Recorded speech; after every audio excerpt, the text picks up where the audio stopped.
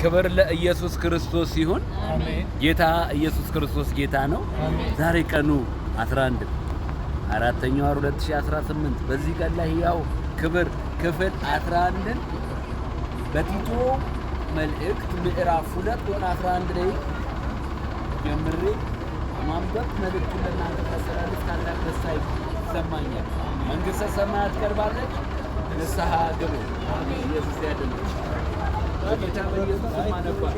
ሰዎችን ሁሉ የሚያድን የእግዚአብሔር ጸጋ ተገልጧልና ይህም ጸጋ ኃጢአተኝነትና ዓለማዊ ምኞትን ክደን የተባረከው ተስፋችን እርሱ የታላቁ የአምላካችንና የመድኃኒታችንን ኢየሱስ ክርስቶስን ክብር መገለጥ እየጠበቅን ራሳችንን በመግዛት በጽድቅ እግዚአብሔርን በመምሰል በአሁኑ ዘመን እንድንኖር ያስተምረናል። ሃሌሉያ!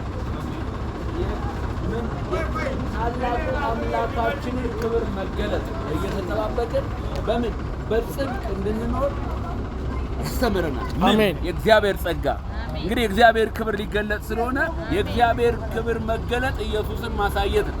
ክብር ማለት ይሄ ነው። ስለዚህ ለኢየሱስ ክብር ዝቅ ብለን እንሰግዳለን። አሜን። አዲባሪያ ካተላባ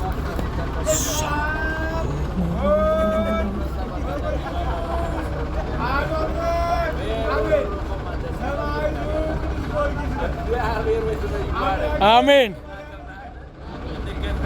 አሜን። አሜን። አሜን።